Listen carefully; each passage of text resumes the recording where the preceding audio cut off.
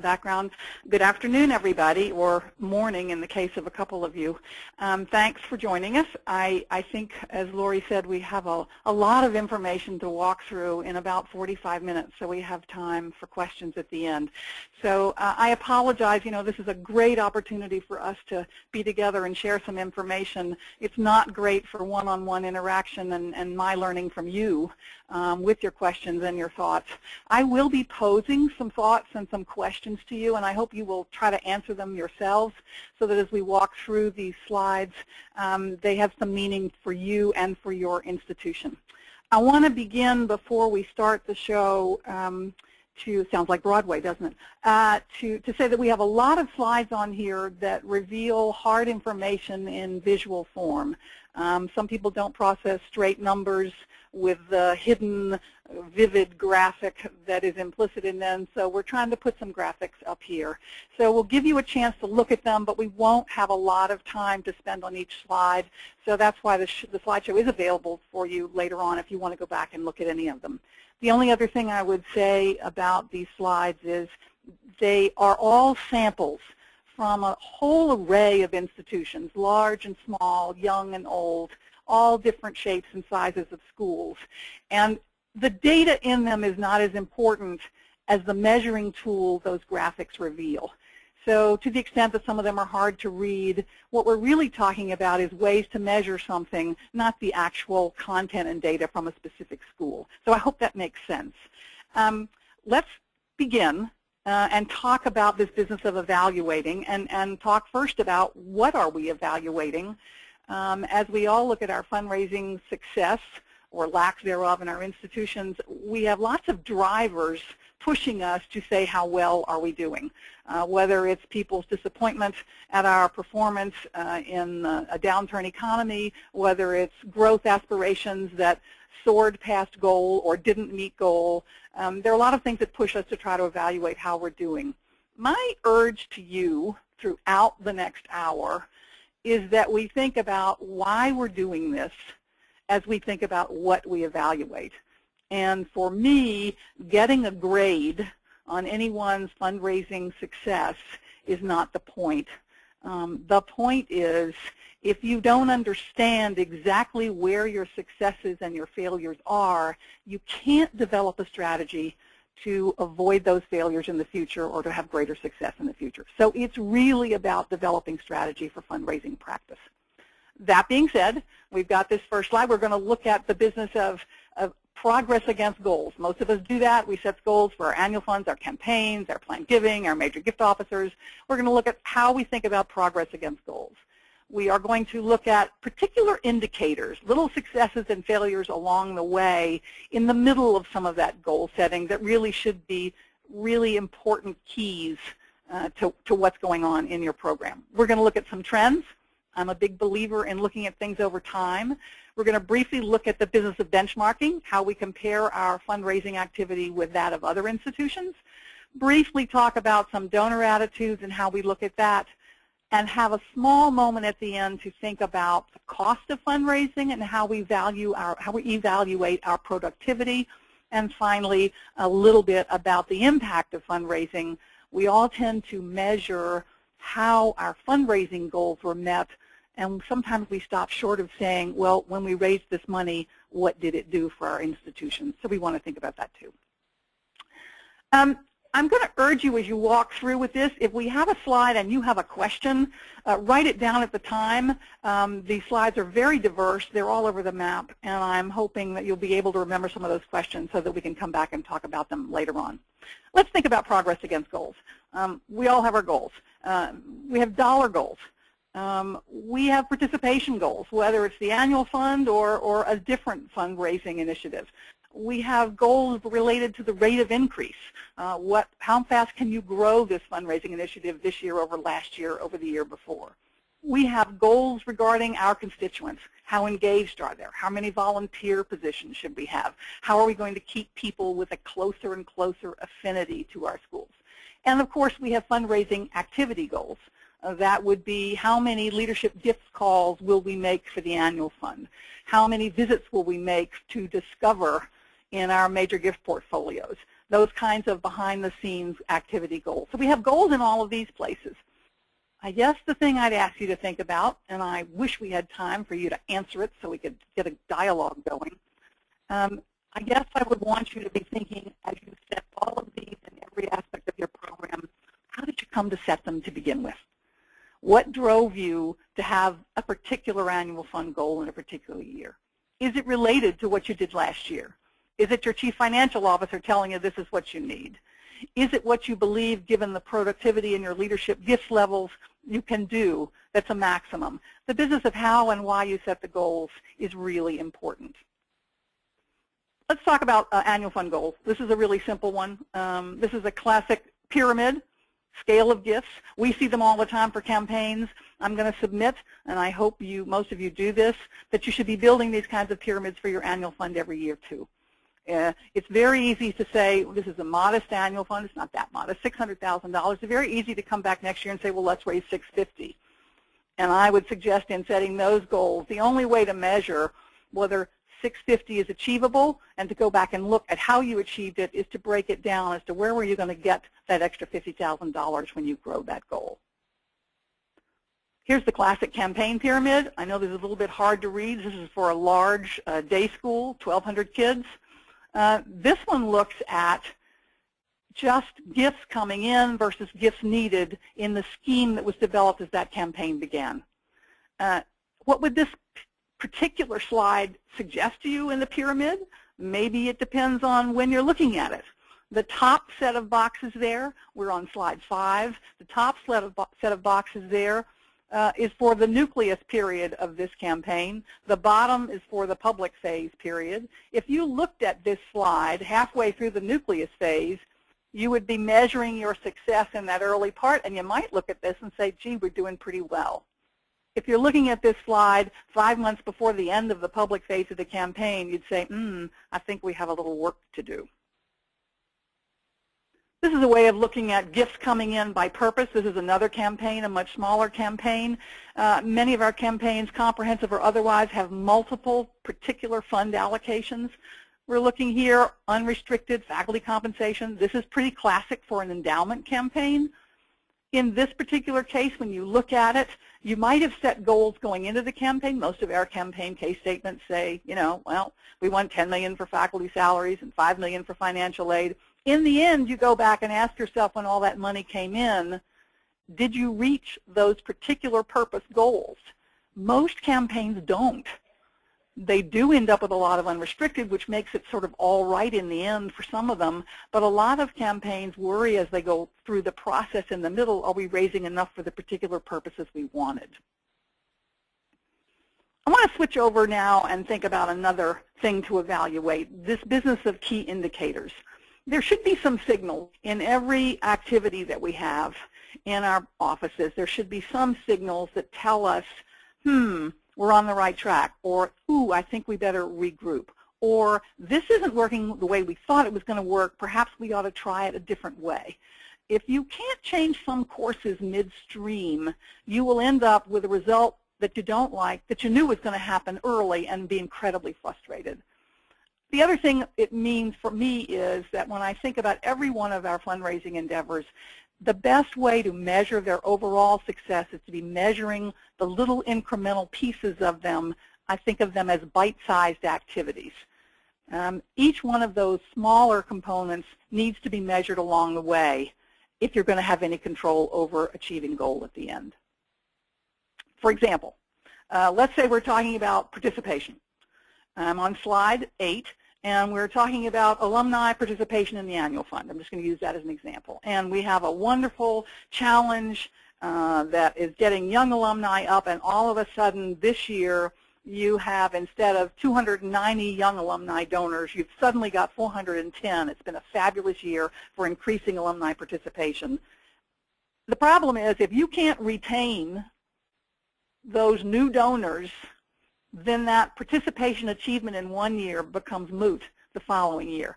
So one success factor to look at is, what is your retention? What are the live months versus new gifts? What about loyalty records? How long can you keep donors? And to begin to measure those things as they relate to each other. We all think about leadership levels, particularly in the annual fund. You know, your top 5 gift clubs, how do you move from one to the other? We need to be thinking about each one of those giving levels and think about what role it has to really move people to the next level. We've always said traditionally that one giving level moves people up to the next one, and that's what you hope will build, but it doesn't happen automatically. It usually happens with a lot of intention, and so we go to this question of where are we going to segment, where are we going to put our investment of time and energy at those leadership levels. Yield. I'm sad to say that among some of the most sophisticated fundraising institutions in the schools world, we still have a lot of folks who don't look hard enough at the rate of return on dollars asked. And in many cases, that's because schools are not keeping careful records of who did you ask for what, when. We know we want to go out. We're not sure whether the particular solicitation really named the real number. It was 5 years ago. We didn't keep down the ask amounts. We just recorded the gifts that came in. And so in the end, it's very hard to measure what your success was. If you can keep track of exactly how many gifts you asked for at how many levels and what the result, the dollar result finally was, you can look at your record, and your record has a huge impact on how you strategize for your next campaign. I don't know how many of you track the effectiveness of your appeals. A lot of people do. Interestingly enough, now we've got a lot of new techniques for tracking the success rate of web appeals, email blasts, a lot of different more electronic ways of asking people for gifts. We often track, obviously, our direct mail pieces, but how do we know whether or not that November letter brought in more money than the February letter? Do we know whether the first reunion letter brought in more than the second? How are we tracking the effectiveness of our outreach? We want to track volume and pace of solicitation. I've got a slide a little bit later that I'm hoping you'll find, let's say, suggestive, and that is that in the end, if we believe that we receive gifts because generous donors give them to us when we ask for them, then how often and how much we ask for them has a huge impact on when they come in. That's not rocket science, but I'm not sure we look at the hard data on that front as much as we could. And then finally, the analysis of our pipeline, the donors that are moving into it. We build our campaigns not just for big campaigns, but for our annual fund with the assumption that we're moving people up at the top. How well are we feeding the bottom? Is it just with new parents coming in? How well are we growing alumni at lower levels as first-time donors and keeping them? And how about the inclination of those regular donors? That loyalty and retention piece is not only about their affinity for you, but what are we doing in our stewardship to keep them in those levels so that they will be able to move up? Here's an interesting combination of looking at the business of leadership giving levels. It's a little complicated, but for example, this is an annual fund. The bars going north and south are the numbers of donors at each of those giving levels in this school, and the little red dots, little red squares, are the amount of money that those donors brought in at that giving level. You can look at this and ask yourself, this is slide 9, what strikes you? I would suggest that one thing that might strike you is that amazing drop-off between 100 to 49, that first bar, and the third bar at 500. That might tell you any number of things. It might tell you that you need to move more of your $100 donors up to the 250 place so that that gradual coming down from the top doesn't have that big dip right there. Or it might mean to you that 250 doesn't have much traction as a giving level. You're going towards the end of the slide on the right, you see the numbers, the dollar numbers going up until you get to that next to last slot, the $15,000 slot, and there all of a sudden they drop way down. Is that because the numbers are much fewer, which obviously they are? Is that because 15,000 doesn't have much traction? There are lots of things, but you want to know in your annual fund program exactly what this looks like. Here's the one I talked about in terms of dollars and volume and pace of education. This is a small campaign for $18 million. And here's a campaign in which over 5 years we tracked the the dollars asked and the number of people asked versus the dollars that came in. You can see that they have some relationship to one another. And one might suggest that if we weren't asking for what we were asking for, we would not have gotten what we got. This is just a snapshot. It actually comes after one slide and before another. But this is a snapshot of how we can take, and March and Lindsay has a wonderful formula for this, but a lot of consulting firms have great formulas for this. And this is where we look at our donor pools. We are able to screen for their wealth in ways that we couldn't. It gets better every year. We take our own institutional history of those donors giving, and we go through and weight that piece, and you come up with looking at the history you have of those donors, the prospects you have in the assets, the affinity weight that we are able to put together in this particular model. It's really an algorithm. You go through, and it gives you a range of what one might hope to secure from a group of people. We ought to be thinking about this kind of yield. We can't do it unless you've been keeping records in the past of your solicitation activity.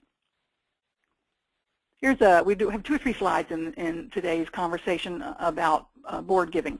This one is this was a campaign in which they were trying to raise 13, 14 million. In this particular case, when it was all over, the board gave 79% of the total campaign dollars. What's reflected on this slide is simply that you can see how many trustees there were over the life of the campaign, how many were solicited, how many pledged, how many had not yet reported at the time of this slide, how many had said no, and how many, as you can see. This is another thing to measure in terms of these key indicators. At some point, you want to ask yourself, if you have a good pipeline and you have a certain number of donors who are potential donors at particular levels. I'm looking at the top box here. Let's say at $500,000, this institution had identified 13 donors who could give at that level. In the course of their campaign, they did in fact solicit 10 of them, and you can see the rest of the numbers there. What you realize when the campaign is over is that they had identified 180 prospects, but in truth, in the life of the campaign, they were only able to solicit 95. That's just over half. The phrase, leaving money on the table, comes to mind. And then we ask ourselves, look at real information. Why did we only get to half? We wrongly qualified 11 of them. 6 of them we tried and they simply refused to talk. Some had terrible conflicts, health problems, left the school suddenly. But in the end, it was 53 of them for whom lack of staff, lack of volunteers made it so that we couldn't get to them. We didn't have time. That would be an interesting instruction for the next campaign planned by this institution. I'm just throwing this out here as another way to look at the life of a campaign connected with an annual fund. By the way, all my anonymous school is Riverside. These are all from different schools, but when you see Riverside, it's not a real institution. This just shows the life of a campaign, what was going on with the annual fund, that's the light blue at the dollar, gifts for current use, and what happened with the pledges and the giving over the life of the campaign, the dark blue at the top.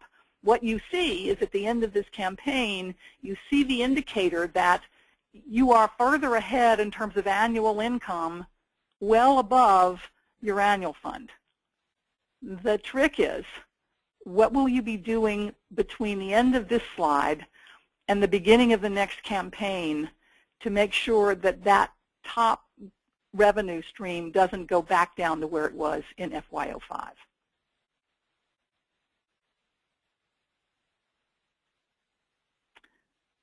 Here's another thing to think about. We talked about goals. We talked about key success indicators and factors and signals.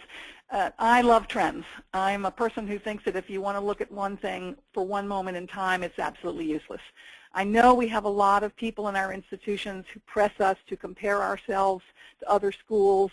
We're going to talk about that in a minute, but my exhortation to you is that you look at yourself and you look over time, at least 5 years. And again, look not only at goals achieved, those larger goals, but in fact the bite-sized pieces of it, the increments in the middle of getting to a goal. This is absolutely simple. This is a straight line average on a campaign, and it's showing what's going on quarter by quarter. in terms of pledges coming in. Now, the straight line average is meaningless. It's just a line, but interestingly enough, you want to follow how far below that straight line this campaign line, the red line, ever gets, because it keeps reminding you of how far you've got to go. Some people only see this clearly over time with little visuals like this. We're all talking in our schools about unrestricted giving versus restricted giving for the annual fund for current operations. Here's an interesting comparison. This is a school that looked at its total annual giving and the part of it that was for unrestricted. And as you see, they see over the years that the restricted section is growing. The question is that good? That's back to the goal setting. What do you want the money for? What impact does it have? And is it going to be just do what brings in the most money, or will it have to do with the actual allocation of those funds? We have to pay attention to donor habits, and so it's a question of going to find out what is our community most interested in terms of giving habitually to our schools. You know, everybody talks about annual fund and unrestricted, and I'm going to submit that annual fund is just annual. Here's another annual fund look. We've all looked at this. Here's over a 3-year period. This school looked at what was going on with the role leadership gifts was playing in its total annual fund. Interestingly enough, those 3 years were part of a very negative economic climate. But in those 3 years, nevertheless, we still saw leadership giving going up in these schools incrementally each year. Back to that question of goals. What in this trend, a trend is developing, what does this institution want? Does it think it would be better to have 80% of annual fund come from leadership giving? What are the risks involved in that? Does it think it'd be better to keep the portion that is non-leadership healthy because we want to feed that baseline? Lots of questions to be asked, but you can't even begin to look at them until you start measuring these sorts of things. This is looking at constituencies and the role their dollars play in the annual fund in a school. So here you see trustees, others, alumni, and current parents. And it basically is a 10-year snapshot of this school looking at the role of those constituencies. This is not percentage of participation. This is percentage of the total annual fund dollars that each of these groups brought in. If we were together, I'd say to you, what do you see? Since I can't hear your answers, I trust you're looking at that first line, the purple line, which has been going down over these years. I think you look at the spikiness in the parents. You see gradual growth in the alumni. But there are lots of things to look at, and again, it's a question of what strategy do you want in the years ahead based on where you've been. This is a trend, one campaign to the next in an institution. This institution wanted to know in a major, this was both a capital and an endowment campaign, the campaign that was held before back in late 80s and early 90s, 9% of it was gifts of $1 million or more out of a $15 million goal. The most recent one in the late 90s, early 2000s, 43% of it. 10 years later, 43% were gifts of $1 million or more. If you look at that particular piece of data, it leads you to ask the important questions. Did the makeup of that community change?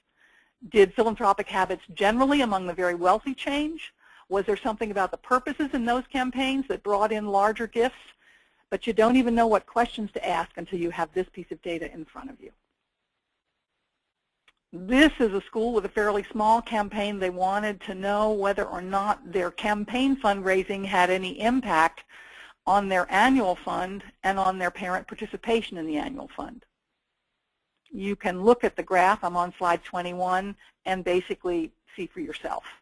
What you see is that the dollars of the annual fund took a small dip at the very beginning of the campaign, but then continued to rise basically throughout the campaign.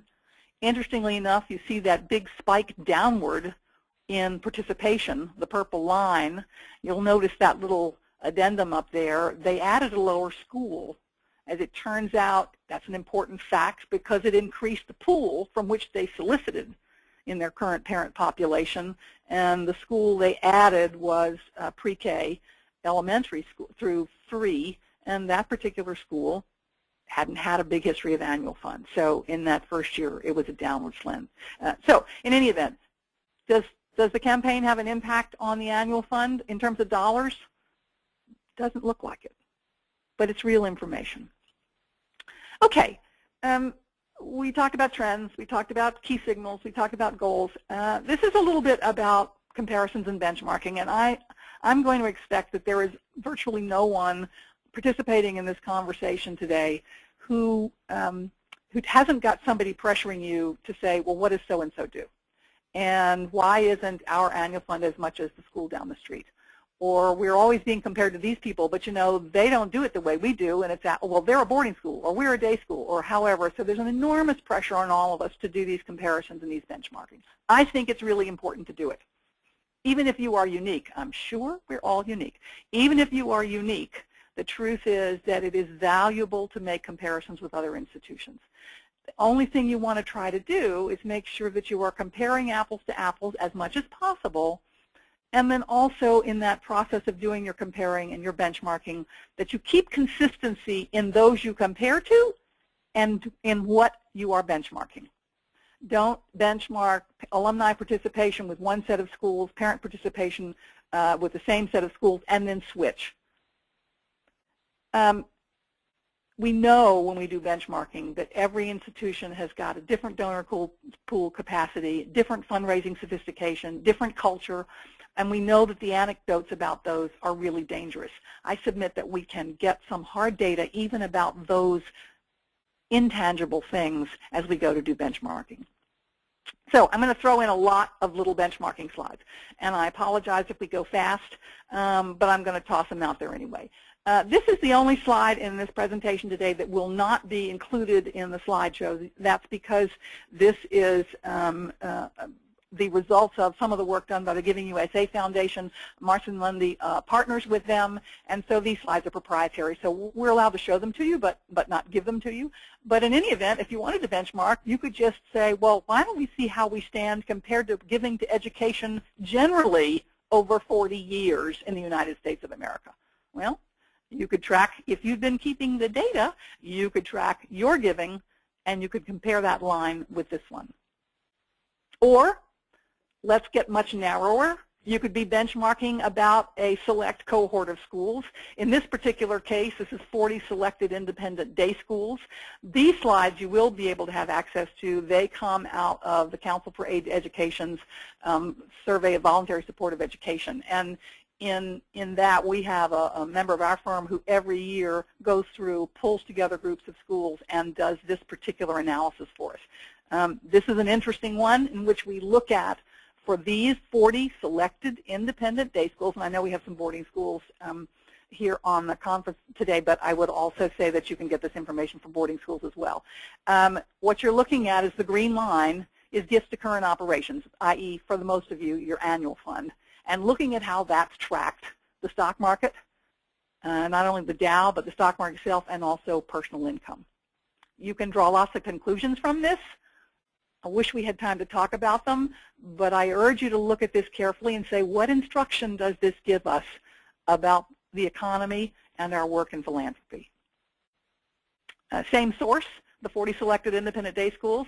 This is over a 10-year period through this past year. Capital giving among those 40 schools versus gifts to current operations. Interesting, the spikiness of capital giving in changes in the economy, the big boom, 2.5, 2.6, and then, interestingly enough, the down after that, which was not related to the economy, and then that modulating downward in 2008, 2009, 2010. Keep in mind, for these slides, this is 40 schools. So some of the spikes you see have to do with those actual 40 schools, and there may have been an enormous gift or two in there in 05 or 06. Many people are talking about endowment campaigns. This is a 10-year trend among those day schools for gifts, unrestricted endowment gifts. Said we do some board slides. 40 independent day schools. And by the way, if anyone is interested in which 40 they are, I can arrange to have that put into the slide presentation so you'll know exactly who they are. It's a pretty diverse group, by the way.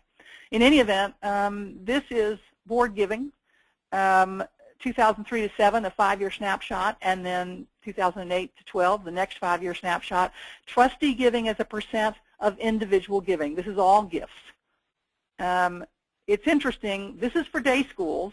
In that earlier period, 03, 05, interesting to compare that to this, which is a colleague at our firm does a lot of work on top giving for a number of institutions. This was a special study he did for Case Western Reserve, and here's one where he's looking at board giving during approximately that same period, 2002, 2006.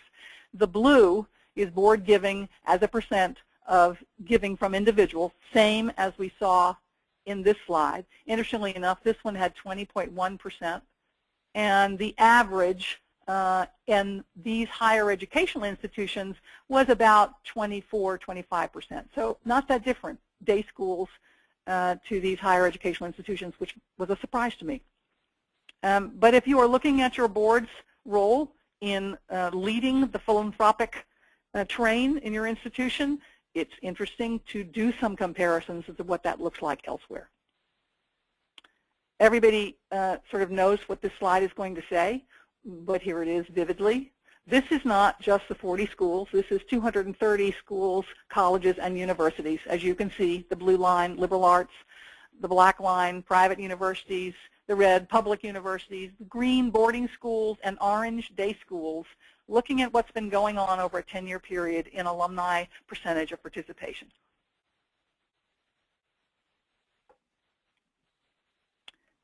Okay, want to talk briefly about the cost of fundraising. There's so many ways to look at this, but what I worry about is that when we think about it in our schools and we think about measuring success, somebody always comes back to, well, do we raise enough for what we spend?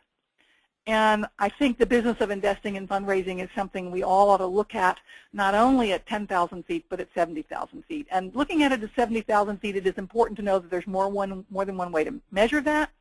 So I urge you to keep in mind that we have different philosophies. One philosophy is the one many of us use, which is the cost per dollar raised. And so if you spend X and you raise Y, that's your measure. The interesting thing about that particular philosophy is embedded in it is the idea is your goal is to spend as little as possible to raise the dollar. In other words, it's a cost effectiveness piece that you're looking for. Another philosophy is the sort of ROI philosophy, return on investment, so that if I spend 10 cents to raise $1, if I spent 20 cents and I could raise upwards of $1.50 or $2, who wouldn't do that? So a lot of people like to look at it that way. Institutions that are struggling financially have a hard time sustaining that philosophy because they don't have the money to invest. And yet, it is important to know that embedded in that philosophy is the idea that we want to secure as much as possible and we'll spend what it takes to get it. And that sort of leads to the last one, and I throw this in really just to remember an old friend and mentor. Many of you knew Berg Gibson, a longtime leader at March & Lundy and great philanthropic advisor around the country. He passed away a couple of years ago. But he would sit at the table and he'd say, well, now that we have electronic screening and we have a better sense of what the wealth assets really are in our donor community, isn't a philosophy, how much would it take to get it all? We can sort of smile when we think about that, but interestingly enough, it is another way to think about it. The most important thing is that the people who are making the decision about how much to spend in fundraising, that they're on the same page as to philosophy. If you go for the ROI or the cost per dollar raise, however you want to do that, the business of comparing one school to another on the cost of fundraising is very complicated. And so I urge you that if you have people who are are wanting to see how you compare with the school down the road in terms of what you spend to bring in gifts, that if you go to do that, I think the comparison is very important, but if you go to do that, you make sure you've got apples and apples and oranges and oranges. The comparison issues are enormous.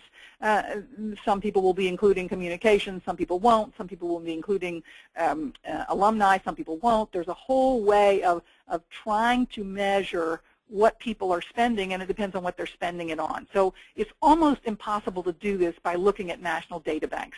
You really have to do a personal survey so that you're getting the right answers to the right questions and you really know you have apples and apples. Another challenge, of course, is that people want to look at this as a year-long moment, a fiscal year snapshot. And well, interestingly enough, we all know that we could spend money in 2010 and the gifts that result from that investment don't come in until 2012. So it's very difficult to do those comparisons, but I still think they're worth doing as long as you know what the caveats are. I urge every institution, when people are leaning on us about the cost of fundraising, I urge every institution to use a lot of different measuring tools. We all look at fundraising as a cost per dollar raised. We can look at it as an expense, as a percentage of your overall budget. You should be looking at it as an expense not only of the dollar raised, but as an expense compared with other administrative expenses in the school. I often ask institutions to query to themselves, if we were not trying to raise any gift dollars, what would we be spending just in community relations? For example, would we be sending out an alumni magazine whether or not we ever asked an alumnus for $1? So when you have those expenditures that you would be spending whether you had fundraising or not, you might ask yourself whether it's a fundraising expense. Then you have to say, well, yes, but it helps, but if you'd spend it anyway, et cetera. You get my drift. And then finally, what we were saying before, the key is that the board has got to be together in how they're going to measure this and have the same philosophy so that we're not fighting over a different kettle of fish. I'm throwing in a couple of fundraising cost things just to tickle you. This is a 15 to 18-year-old survey. It's the only one I know. There may be some member schools from PENS here. It was done a long time ago. And this was a survey they did among a bunch of schools in the Pacific Northwest. And they were looking at the cost per dollar raised for these different pieces of the program. You can see the efficiency there. Now, granted, this is really old. And granted, it is also web solicitation, pre-modern era in terms of technology. So these numbers would be changing drastically. The thing I found interesting was that a new annual fund was more expensive to secure than an established one. I don't know whether that's good news or bad news. This is something that came out of a blinded study that we did at the firm. 10 institutions, these are liberal arts colleges, looking at how they apportioned their investment in fundraising. I'm sorry, it's hard to read. There are a lot of different program areas on the side. The one that looks like it's at number 8 is really the average. What you can see in terms of allocating money to the different pieces of their fundraising program, that they really are sort of about a third in the major gifts piece, about a third in the annual fund, and then more than a third sort of stewardship and information services together, the dark purple and the light blue at the top. But again, when you have a chance to look at this in greater detail, you can see how differently these 10 institutions allocated their fundraising dollars. This is another piece on investment in fundraising. You remember we came back, I said we had a slide that was part of our yield analysis. This is an interesting one in which they took an institution's previous campaign, they took the numbers of people who were doing soliciting, how many visits they had, the prospects of solicitation and the closures, and they extrapolated from that going into a new campaign how many people, how many person hours it would take to achieve a certain number of solicitation closures. And it allowed them to plan with real data about the staffing that would be needed going forward. This is also from a blinded study of some higher educational institutions. This is one in which we are looking at a totally different way of measuring, looking at expenditures per solicitable individual.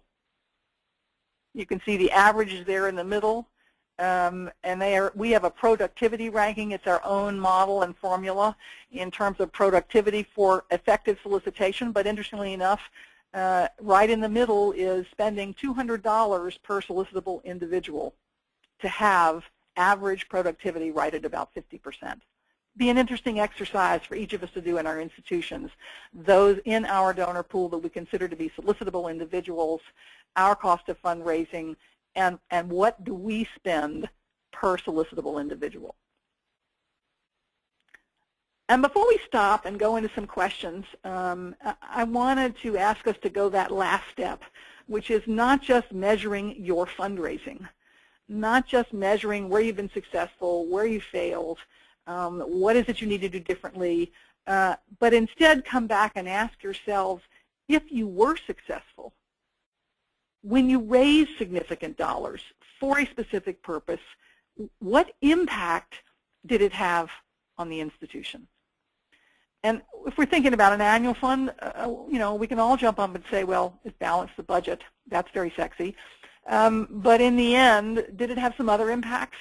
Is an annual fund that is pretty successful something that's actually building philanthropic culture? We know that if we have a building campaign or if we have a campaign to endow a particular discipline, we know that these kinds of things can in fact take place. You want to make sure as you go to talk to donors in your next campaign that you can say exactly what happened with the dollars from the last campaign. Did they have the impact that was designed, and what do you have to show for it?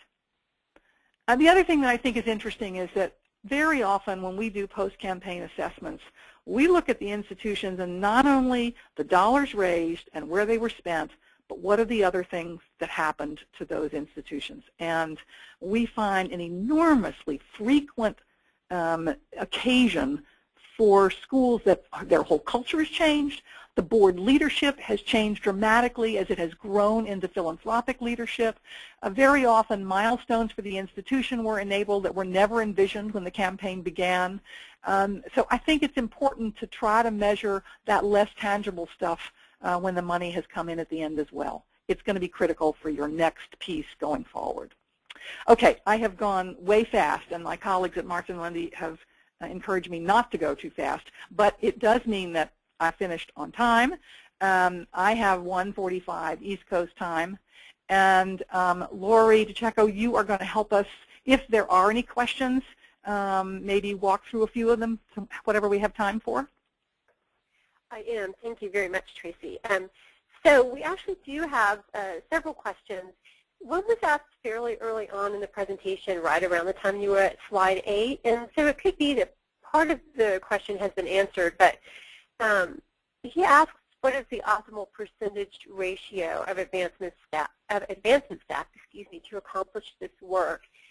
And I know, for instance, on slide 35, you were showing a staffing needs analysis, so perhaps that helped answer the question, but you could certainly speak to that additionally if you want. His follow-up question is, how do we manage the expectations if our staff is small? Yeah. Okay, well, let's go to the next question. No, I actually think I'm hoping that some of the pieces on 35, but also going down to some of the other ways to look at the investment and fundraising, will have answered a bit of the first question. We spend more and more time, at least at Martin Lundy, and I think most of the schools that are seeing success are looking at the question of productivity. And unfortunately, every school is different, and so frankly, the definition of productivity is a little different for every school. If you have a small staff, and I hope I'm going to your second question now, if you have a small staff and you have very few FTEs in your staff that are actually out as frontline fundraising, who are asking, who are engaging, who are stewarding, who are face-to-face work in the process of doing that, or who are involved in the actual solicitation, even if it's direct mail or otherwise. You have a lot of people who aren't doing that piece of it. And the real question is, how do you evaluate whether those non-frontline fundraisers are contributing to the actual gift revenue that comes in? And I wish I could say there's a magic number, there's a way to do it. I do think that until about 10 years ago, we have underinvested in information resources and data management and analytics, in part because, and therefore we didn't do any of the stuff we've been talking about today. We didn't do much measuring. And so when I see institutions increase the investment in that, I think that's really important. The piece of key, though, is that it isn't just somebody there who can enter data in Razor's Edge or any other development software. It is, are we using those individuals to do this kind of measurement, to track this kind of information? Because I believe if we have information management individuals who can give frontline fundraisers that kind of information, then the frontline fundraising will bring in more dollars. And so there's a productivity piece that you can relate directly back to the data folks, if that makes any sense. And I would say the same thing about alumni relations individuals. If their work isn't engaging people to the point where they are more solicitable, and you aren't measuring that in some way, then in fact you have a question about whether the alumni relations people are in fact as productive. Again, it's a productivity piece. I'm sure that didn't answer all that you were asking about, but it's what comes to mind when I hear the question. Okay, now another question, rather different topic, is how important is it to adjust for inflation when you're comparing across decades? Oh, that's a really great question. I actually think it is important, but I do always do both. I always urge people to do both. I think there's some things that get revealed in the non-inflation adjusted dollars. For example, on that Giving USA slide, you saw it in both formats. It is important over time, but when you use the inflation adjustment, it also depends on what you're measuring.